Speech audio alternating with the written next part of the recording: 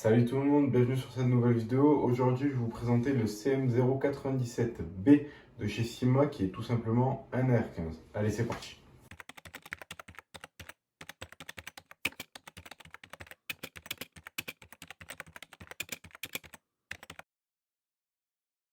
On va commencer du coup par l'externe.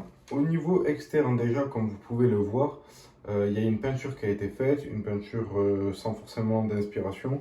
Je me suis juste calé sur une arme de Garantemb qui fait des peintures que je trouve toujours très sympa. Maintenant au niveau de l'ensemble, on a un cache-flamme type Surefire en acier, donc ça c'est vraiment cool, c'est d'origine, donc ça vraiment je n'y ai pas touché. Et c'est bien sûr monté sur du 14 mm CCW, donc anti-horaire. On a un joli fût, donc un garde-main en M-Lock tout en métal, qui est solidement fixé au corps. Ça pareil, d'origine, on a deux emplacements QD. Donc ça c'est pas mal si vous avez des sangles en QD. Vous avez bien sûr un rail sur toute la longueur. Et au niveau de la longueur, c'est du 254 mm précisément. J'y ai apposé un petit end-stop de type BCM que j'ai tout simplement imprimé en 3D. Honnêtement, on voit pas franchement que c'est du 3D et je vois pas vraiment l'utilité de claquer 30 balles dans un end-stop en sachant qu'il n'y a pas vraiment de contraintes dessus. Au-dessus, j'y ai posé un NPEC 15, donc le classico, qui fonctionne très bien, donc lampe laser. Et j'ai rien de plus à dire, comme la plupart des NPEC Airsoft, c'est du polymère, ça tient bien. J'ai dû le faire tomber un paquet de fois, mais il est toujours là, il tient bien. Donc sur ça, pas de souci. Chose à savoir aussi, c'est que la veine gazeuse a été reproduite dedans. Donc ça, c'est un petit détail qui n'y est pas toujours sur les répliques. Mais là, on a bien le gaz bloc qui est à ce niveau-là et la veine gazeuse qui va jusqu'au corps. Donc ça, c'est une chose à prendre en compte aussi. Maintenant, pour ce qui est du corps, c'est un corps type VLTOR. Donc des corps qui sont plus modernes que du corps classique M4. Avec des arêtes un peu différentes, etc. Vous avez un puits de chargeur qui est également évasé. Vous avez des crans à l'avant pour, si vous le tenez encore, vos répliques comme ça. Après, vous avez des arêtes un peu plus saillantes, etc. que sur un corps classique. À savoir juste que le ponté, donc ce qui va protéger votre détente, est fixe sur ce corps. Alors pour moi, c'est pas dérangeant vu que c'est un ponté qui est déjà bien évasé. Comme vous voyez, on a quand même la place, même avec des gants. Et sachez que si vous voulez le changer, ce n'est pas possible sur ce corps-là. Ensuite, je l'ai équipé d'une grippe de type HOG. Donc c'est des grippes sur les RS qui sont en gomme. Là, sur la version Airsoft, elle est en plastique. Pour un moteur pas slim, donc un moteur standard, l'avantage de ces poignées, c'est le confort. C'est très confortable. Vous n'avez pas l'angle plus vertical comme ça se fait beaucoup maintenant parce que c'est des poignées qui datent un peu. En revanche, le confort est super bon. La trace des doigts est vraiment différente des poignées type ergonomique qu'on peut trouver sur certaines répliques encore. Là, vraiment, le confort est vraiment là. Cette poignée est fabriquée par Ares, si vous arrivez à la trouver. Pour ce qui est des optiques, j'ai eu un combo type Unity, donc avec un T1 ou T2 plus Vector Optics, monté donc sur un rehausseur Unity. Et ici, c'est un magnifieur de chez Holy Warrior, avec marquage Geotech, etc. En x4, pareil, monté d'origine, par contre, cette fois-ci, sur le montage Unity. L'avantage du montage Unity, si vous ne connaissez pas, c'est que vous avez la lunette, on peut appeler ça la lunette, le magnifieur, dans l'axe de votre réplique ou de votre arme. Ce qui fait que vous n'avez pas cette perte d'équilibre au niveau de la réplique et que ça ne va pas partir sur la droite ou sur la gauche selon comment vous le montez. Donc ça c'est un gros avantage. Vous avez du coup une réplique qui reste plus ou moins fine tout en ayant quand même la capacité d'avoir une vue un peu plus loin, plus poussée pour de l'observation par exemple. Pour ce qui est maintenant du tube de crosse, il vous est fourni d'origine un attache-sangle à l'arrière. Donc ça c'est bien, des deux côtés ambidextre. Ils ont pensé pour une fois au gaucher. À savoir par contre que le sélecteur lui n'est pas ambidextre. Donc bon, ça il va falloir s'adapter. Mais l'attache-sangle est ambidextre, en métal bien évidemment, qui est monté sur un tube de crosse qui est un peu spécial, donc ne vous précipitez pas pour y mettre des crosses type MCX, etc. Parce que c'est des tubes de crosse QD. Qu'est-ce que j'appelle par QD? En fait, c'est que votre bague ici, vous venez la desserrer, hop, Hop, vous venez la dévisser, vous poussez, vous faites un quart de tour vers la droite et vous tirez le tube de crosse. Et là, vous avez l'empreinte pour changer de ressort ultra rapidement. Donc ça, c'est un gros avantage des Syma, à savoir du coup que pour changer de ressort, c'est très très simple. Et pour le remettre, vous faites l'étape inverse. Ça se remet très facilement. Et surtout, une fois que la bague est bien serrée, vous n'avez pas du tout de jeu. Donc vous ne voyez pas du tout la différence avec un tube de crosse standard. Mais juste à savoir que c'est pas compatible du coup avec tous les systèmes type crosse Picatinny, etc. Ça peut être un avantage comme un défaut. Je trouve ça plutôt un avantage en sachant que changer un ressort, ça vous prendra même pas 2 minutes. Passons sur ce tube de crosse, j'y ai installé une repro de SLK MacPool. C'est une crosse que j'avais déjà eue, si vous avez déjà vu la vidéo sur le AR15 GBBR Golden Eagle, il me semble que c'était déjà une crosse comme ça. Pour moi, c'est au final les meilleures crosses qui se font au niveau AR15. Vous avez donc une ligne qui est assez fine, donc ça reprend à peu près les gabarits de la MOE, qui est un gros classique de chez MacPool.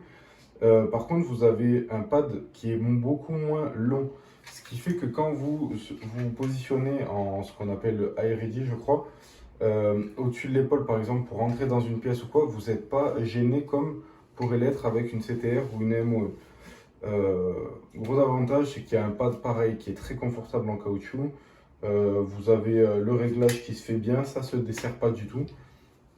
Donc voilà, vous avez également un emplacement pour mettre du QD à l'arrière.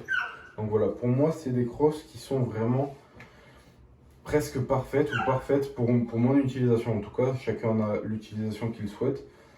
Mais à savoir qu'elles sont un peu compliquées à trouver malheureusement en repro. Pour ce qui est des chargeurs, alors là, pareil, c'est vraiment bien. Donc d'origine, vous avez un mid-cap type P-Mag noir. La capacité, c'est du 140 billes, si je dis pas de bêtises, ou 130. Donc un P-Mag, tout ce qu'il y a de plus standard. Il file extrêmement bien. Il vient s'enclencher proprement. Il n'y a pas beaucoup de jeu, enfin, juste le minimum pour qu'il vienne tomber tout seul. À savoir que du coup j'ai 3 types de chargeurs en plus. J'ai des Lonex, donc qui sont des PMAG un peu plus droits, qui vont venir pareil s'y mettre proprement. Là par contre il y a moins de jeu que ceux d'origine, mais pareil ça file vraiment bien. Vous avez donc les fameux PMAG ATM ou guidés selon à quelle époque vous l'avez acheté. Pareil ça y va. Des fois il faut taper un peu plus dessus, mais pareil ça file impeccable. Et vous avez les chargeurs, ça c'est peut-être les plus anciens qui vont connaître, c'est les chargeurs MAG en plastique, donc c'est des types Stanag en plastique, 140 billes. C'est des chargeurs qui sont vraiment marrants parce que à la base ça a été fait pour être des chargeurs jetables. Donc c'est des chargeurs qui coûtent vraiment pas très cher, je pense que vous devez les trouver les 5 pour même pas 30 euros.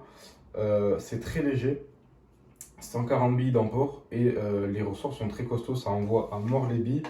Et pareil, compatible à 100%, donc ça je vous recommande. Au niveau du puits de chargeur, le Syma va avaler à peu près tout ce que vous voulez en termes de chargeur. Maintenant, passons à ce qui peut-être vous intéresse un peu plus, c'est au niveau de l'interne. Qu'est-ce qu'il y a changé? Qu'est-ce qu'il faut upgrade sur cette réplique? Eh bien, au risque de vous décevoir, pas grand-chose.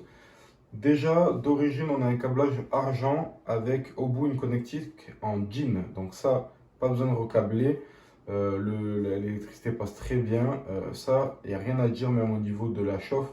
Ça ne monte pas vraiment dans les températures, même quand on avoine. Vous avez donc, comme je vous ai montré, un changement de ressort rapide. À savoir que du coup, ce câblage DIN et argent est branché sur un ETU, donc un MOSFET sur la détente, qui fonctionne à micro switch. Alors c'est assez marrant parce que le micro switch, on l'entend très peu, il y a un léger clic et il ne se sent pas du tout. Il n'y a pas de butée en fait. Quand vous cliquez, vous avez encore du jeu derrière. Donc c'est un coup de main à prendre. Moi je sais qu'en voyant les billes en général, j'arrive à spammer, même si c'est pas vraiment trop mon style de jeu. Niveau donc sensibilité, réactivité, il n'y aura pas de souci. Par contre dans la réactivité, vous avez un moteur d'origine qui peut paraître un peu mou. Même en 11.1, il va être un peu mou. Alors ça dépend sur quelle puissance du coup vous allez jouer. Si vous la tombez vers les 300-330 pour être en CQB, le moteur, je pense qu'il vous suffira amplement. Par contre, moi qui l'ai monté aux alentours des 360 fps, il était un peu mou. J'avais un moteur en stock qui était un moteur de chez Bolt, qui est un peu plus coupleux. Et là, du coup, ça tourne un peu plus vite. Voilà, donc ça, c'est une chose à savoir. Vous n'êtes pas obligé de le changer directement, mais à savoir que d'origine, il peut paraître un peu mou. Au niveau de la régularité, vous avez au grand max 5 fps d'écart, en tout cas sur le modèle que j'ai, donc au niveau étanchéité, j'ai honnêtement rien à dire. Maintenant, pour ce qui est de l'ensemble bloc, joint et canon. Alors là, pareil, j'ai été très étonné. Vous avez un canon avec un usinage qui est très propre et surtout un canon qui est assez lourd. Donc c'est du laiton. Il me paraît un peu plus épais que les canons standards. C'est peut-être moi qui m'en fais une idée. Mais le canon est assez lourd. Ça évite grandement les vibrations.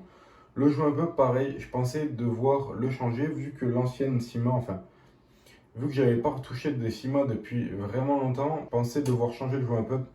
Et pas du tout. Honnêtement, le joint pub fait très bien son travail. En tout cas, à la 0,28, voire même à la 0,30, elle va lever la bille sans problème. Donc le point qui est un peu négatif, ça va être au niveau du bloc up. C'est encore les bloc up type Maruide à l'ancienne, donc avec les sortes de 3 molettes. Alors le bloc up en lui-même est en métal, donc ça va pas forcément s'abîmer ou bouger. L'appui est plutôt bon. En revanche, vous avez, moi j'ai eu le problème de la molette de réglage qui a cassé. En fait, ça vient sur un petit axe et ce petit axe a pété. Donc voilà, à savoir qu'il faut peut-être le changer. Moi, je l'ai changé sur un bloc que j'avais de ma Bolt qui est HS. Donc je l'ai changé, ça marche nickel. À savoir maintenant que le bloc est très efficace, mais qu'il faut vraiment en prendre soin et faire attention de ne pas le péter. En conclusion, au niveau du prix, parce que j'en ai pas parlé, c'est une réplique qui est quand même relativement abordable. C'est 249,99 €, donc 250 € sur Airsoft Entrepôt.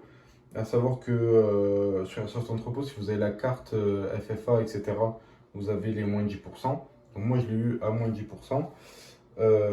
Honnêtement, pour ce prix-là, je trouve que la réplique est vraiment très bien. Vous avez un corps avec de super bonnes finitions, qui est quand même assez lourde. Monté comme ça, je crois que je suis à 3,6 kg, 3,5 kg, 3,6 kg, un truc comme ça. Vous avez un corps qui n'a aucun jeu, donc ça c'est un gros point positif. D'origine, je vous en ai pas parlé, mais vous avez une poignée type MacPool. Vous avez une crosse un peu bizarroïde type MacPool, etc. Mais qui fait très bien son travail. D'origine, vous n'avez rien à toucher si vous voulez jouer. Même niveau activité, comme je vous ai dit, le moteur était un peu mou, mais c'est totalement jouable. En 11.1, ça tourne très bien en plus. Les gearbox sont bien montés.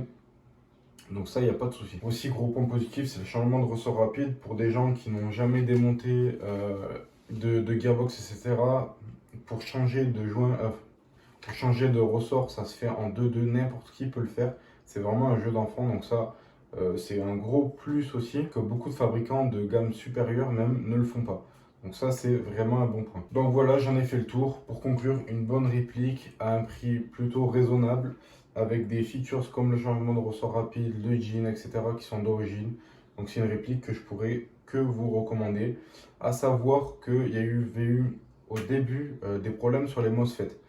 Moi, j'en ai pas eu. C'est la deuxième réplique Cima MOSFET que j'ai, que je n'ai pas eu de souci avec. Donc sachez que ça peut peut-être arriver, mais je pense que ça a été modifié pour éviter que ça pète. Et puis sur ce, je vous dis à la prochaine pour une prochaine vidéo. Ciao tout le monde.